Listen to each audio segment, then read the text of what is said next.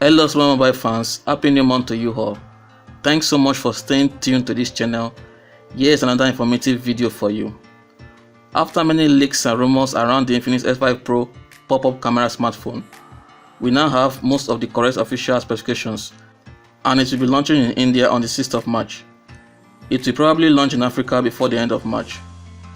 Starting with the display, it has been majorly upgraded to a Full HD 1080p resolution, but still has similar screen size of 6.53 inches, like the older Infinix S5 released last year. Obviously, there is no punch hole notch because it has a motorized pop-up camera, but the selfie camera has been stepped down to a smaller 16 megapixel shooter. I guess this was done to retain or maintain the relevance of the normal Infinix S5 version with a larger 32 megapixel selfie camera. The second major upgrade is with the rear cameras. It has a larger 14 megapixel main camera, which is the first in any Infinix smartphone. It has been stepped down to a triple camera setup, but I don't see any use of the third QVGA 0.08 megapixel camera lens. Even Infinix does not recognize the use of the fourth QVGA camera lens in the older S5 model. I guess it's just a good marketing strategy.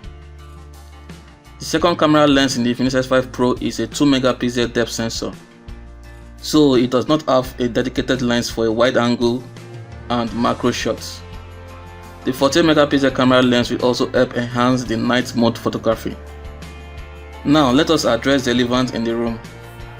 The S5 Pro has been upgraded to the MediaTek Helio P35 octa-core processor, which may be a deal breaker for those expecting a Snapdragon 665 processor or higher, but the Helio P35 is a big relief from the tiring Helio P22 octa-core processor. The Helio P35 is similar to the Qualcomm Snapdragon 636 processor. There will only be a maximum 4GB RAM and 64GB ROM variant of the Infinix S5 Pro. So if you prefer the 6GB RAM and 128GB ROM, then you will have to settle for the older S5 model. The battery size still remains the same 4000 mAh capacity with a 10W micro USB port, which means there is no USB Type-C. Having a bigger processor means lesser battery time, but I hope the new improved Infinix SOS 6.0 Dolphin UI based on the new Android 10 software will be able to manage battery life properly. There are 3 color variants, which are the green, violet and a special edition breeding crystal color, probably for the African market. There is no under display fingerprint, and so we are still stuck with the back fingerprint.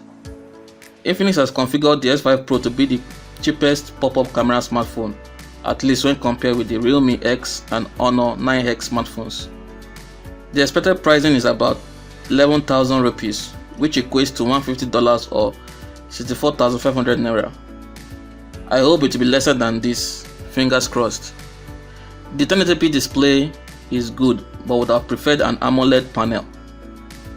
The Helio P35 processor is a step in the right direction, and the huge 48 megapixel camera as well as the motorized pop-up camera is awesome. Let me know your opinions about these major upgrades in the Infinix S5 Pro. Hopefully I should get a review copy so I can share more information and features with you guys. Thanks so much for watching till the end.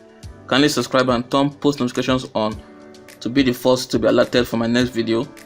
Talk to you in my next video. Remain humble. Bye.